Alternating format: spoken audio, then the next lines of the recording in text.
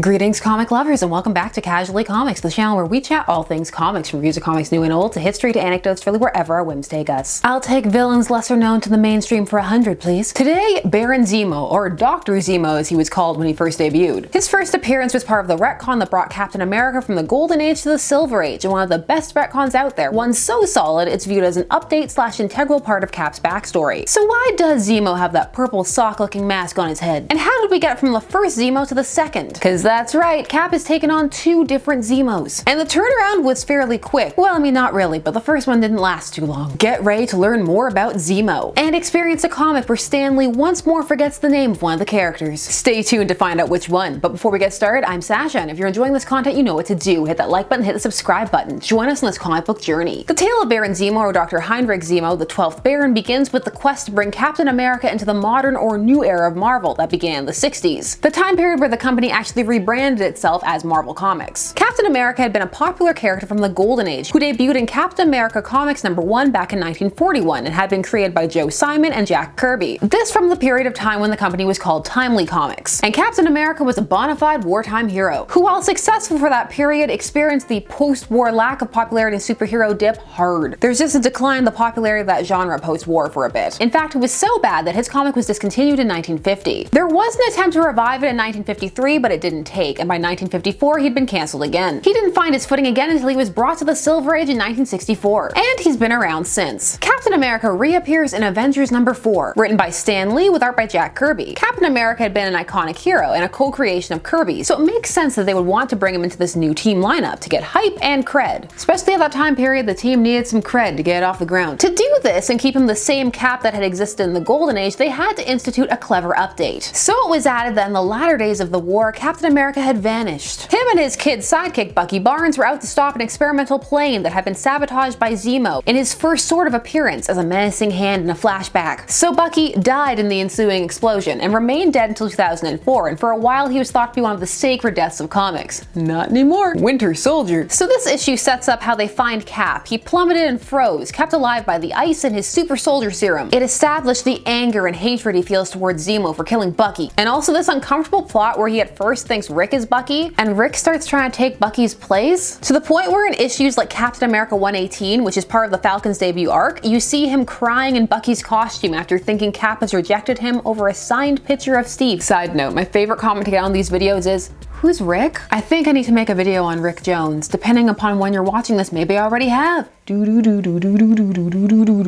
#6 is where we get our first Zemo appearance. In an interesting move, he also has an appearance at the same time in the death ray of Dr. Zemo, Sergeant Fury and his Howling Commandos #8. How can you not read a comic with a title like that? Death ray is in the title. Let's hop over to the Avengers story first, because you know I love me some classic Avengers and sassing them. In fact, why don't we disband while we have the chance? I don't care if you're tired of it, cause I'm not. Have we got a tale for you? Please don't frustrate us. You've got to read this. Are you begging me or threatening me? I can't tell. Introducing Zemo and his Masters of Evil. So Zemo formed the Masters of Evil, who we've already seen on this channel, but this is their first iteration, so they have a slightly different lineup. No Enchantress or Executioner yet. We open on the comic lecturing / manipulating / hyping me up not to wreck it, cause they'll be worth money someday, and on Cap testing his shield. When Captain America throws his mighty shield. Gamers break their controllers because they can't defeat the shield blast. Iron Man has updated Cap's shield a bit, and while he is appreciative, he's sad because he misses Bucky, and he wishes that Bucky were there to see all this new technology. Oh, he would have loved it so. The Wasp and Thor note will cheer him up. Fan mail. But the Bucky sadness is too strong. Thanks, Thor. It's good to know people haven't forgotten, but I'm afraid I can never forget either. Bucky will always live in my memory. Cap, you want to say something about me taking his place? And now with the Hulk gone. Come on, Rick, stop it. Time and place. Stop being so thirsty to join the Avengers. I know they let everybody else in, but come on. Cap says that's nice, not creepy at all, but really he would like some vengeance. I mean justice. I don't know, I was right the first time. Vengeance, he says it right there. Revenge. So we get our first look at Zemo, who after the collapse of the Nazi regime fled to South America, where he has been hiding since. And in case him being a literal Nazi wasn't enough for you to dislike him, here, watch him walk to one of his men across a line of local natives. He's gotten a shipment of scientific journals in hopes it can help dissolve Adhesive X. But not only have they not had breakthrough in glue removing technology, but he sees that his old enemy Captain America is alive, and this causes him not only to jump up and down the newspaper like a child, but to reiterate his backstory to the pilot, who thankfully was curious, because if not, he was gonna hear it anyway. He is responsible for me being here today, for me wearing this hated hood like a badge of shame. I was Hitler's greatest scientist, but I was so hated, even by my own people, that I found it necessary to wear a hood to conceal my identity. And that was the hood you chose. Well, I mean, I guess always wear a hood that you'd be happy to wear forever, just in case it gets glued to your face. Which is what happens. He was working on a secret Nazi project to create Adhesive X, a super duper glue, but Cap won't stand for Nazi glue, not on his watch, and so he threw his shield and it shattered the vat and it just fell all over Zemo. It was only his mask that stuck and it didn't clog up his nostrils or anything else. Just go with it. I can still feel it. Feel like a cursed adhesive strike my hood, gluing it to my face. Look at the pilot's face. You know what he's thinking? Cool story, bro. So Zemo decides it's time to double down on the vengeance. Cap thinks he's gonna get revenge on him. Nuh-uh, Zemo's gonna get his revenge first, and he's gonna assemble a team. He's gonna attack America. He's gonna use the same adhesive that glued his mask to his face. So he gets Black Knight, not the one who will eventually join the Avengers and join the team. The Melter, Iron Man's enemy, and he gave him an upgrade. I'm more powerful than ever now, since Zemo gave me the ability to melt all forms of metal instead of just iron. Wow, only iron? Ugh. So the early Avengers, it must be stressed, none were on the A-list when it came to characters at the start. Cap really increased their rep and helped bring them together. Marvel characters grew over time, and some owe much of their hype and mainstream visibility now to the MCU, and some still aren't really A-list in the comics. Sorry, Tony. I still care about you. At the start, it's very much a cobbling together and a please read us instead of the Justice League. Anything can happen. Did you not see the hype on the cover? One day it'll be worth millions. These issues are so zany. Anything can happen. And some of them have those quirky mistakes in them, like this one. Our last villain is a Thor villain called Radioactive Man. Watch out, Radioactive Man. That's all I can think. We're just in time. It's the Radioactive Man. So these villains are spraying the city with glue, and it gets Cap, glues his knee right to the ground. This makes Cap realize that it must be Zemo, because who else would attack him with glue? The panel of Iron Man trying to yoink him out before it dries, it gets me every time. Giant Man and Cap glued to the ground, Iron Man pulling them behind a truck he's driving, trying to shake them loose with vibration. The Avengers actually have to retreat because of this, but thankfully this was a multi-tiered plan, and it didn't involve robbery or killing anybody, so the rest of the Masters of Evil just kind of wait around for Zemo to show up and tell them what to do next. The streets are deserted, Zemo. It's safe for us to land now. You think I'm fearful of others? Fool! Zemo lands when he pleases. Zemo fears only glue. But he learns that the Avengers have fled to potentially find a solution to Adhesive X, some kind of solvent, and he thinks that if anybody's gonna solve it, it will be them. And so he's gonna wait and then steal that formula and get this mask off his face. He's gonna take his face off. Does that mask have a mouth hole? How does he eat? The adhesive goes right through the fiber. We can't even remove our boots. I told you all not to do the TikTok Gorilla Glue Challenge. The Wasp actually comes up with a solution, remembering that wasn't there a villain who also used adhesive? So she calls the prison to talk to Paste Pot Pete, who must have been like, finally. They laughed at Paste Pot Pete, made me change my name to the Trapster, but who's laughing now? Still them.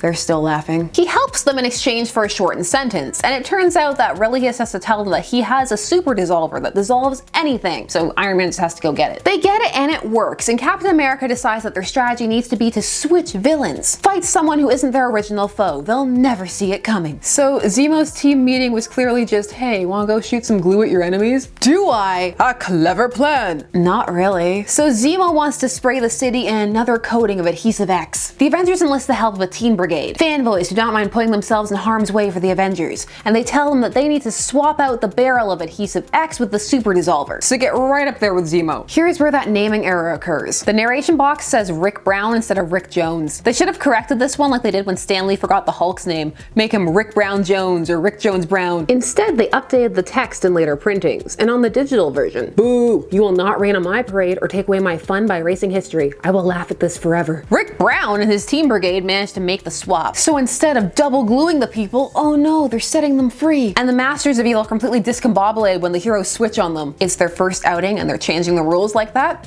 No fair. Zemo and Cap meet for a showdown, and I love their opening fight panels. Check out Cap's high kick, and also Zemo's brutal karate chop to the ankle. But then, Cap gets triggered. I still remember how you sneered at democracy, how you called Americans soft, timid, too spoiled to fight for freedom. You mocked free men. You boasted of your contempt for liberty. Feel my grip, Zemo. It's the grip of a free man. Look into my eyes, tyrant. They're the eyes of a man who would die for liberty. The world must never again make the fatal error of mistaking compassion for weakness. And while I live, it won't. And then he gets shot in the head by Zemo's pilot. But fear not, 'tis only a flesh wound. But it's enough for Zemo to get away. The pilot is not so lucky. He gets captured by Giant Man, who also calls him pet names. Alright, sweetie, the party's over. Anyone around my base is it. Zemo takes off. I guess he didn't need a pilot. But they swapped his super dissolver that he thought that he was taking with tear gas, and so he ends up crashing. And Cap says, don't worry, the police will pick him up, or somebody will. And then we end on them saying that even though they'd like to, they can't keep the Black Knight's flying horse. Sorry, Rick, no Pegasus for you. Zemo is back the next issue of Avengers, and we also have Enchantress and Executioner. The death ray of Dr. Zemo outing is interesting, as since the Sergeant Fury stories are happening during wartime in this period in canon, you get more history on Zemo, the pre-masked version. So he ends up feeling really developed because of it, especially compared to the backstories many characters were getting in this time period. Heinrich Zemo would not be around for long. In fact, he's killed in Avengers 15. If you recall in our vid on Scarlet Witch and Quicksilver joining the Avengers, that was issue 16. Cap was MIA, making his way back to the States. That was because in issue 15 he'd had the showdown with Zemo in South America. It's one of those Cap kills him, but indirectly for the code. Here we have Zemo is going to shoot him, but Cap angles his shield in such a way that the light reflects off it, blinding Zemo, so he just starts shooting and triggers a rock slide that crushes him. That's right, rocks fell and he died. But Zemo would go on in the form of his son, Helmut Zemo, who appears to be a loose base for the MCU version of the character, but time of recording, they could pull from various places. Helmut would go on in his father's footsteps to seek revenge against Captain America for killing his father and also other things, such as falling into a volcano when he was trying to reanimate his father's corpse, which resulted in him being badly burned. And also later on, he too fell into a vat of adhesive X. Well, he fell in and it wasn't broken and fell on him, but he was trying to dump Cap in it and then he fell in instead. And then he was wearing a mask reminiscent of his father's and that stuck to his face.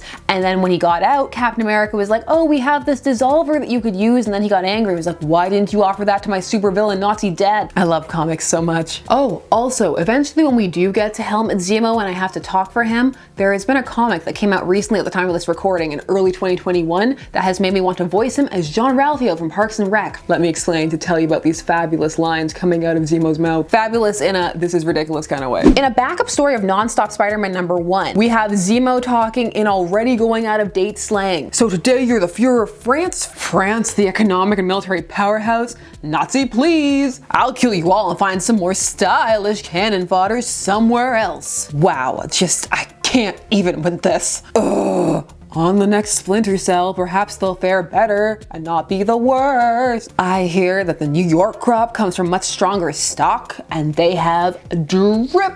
Zemo's got the drip. Slang that is doomed to be dated in a comical fashion.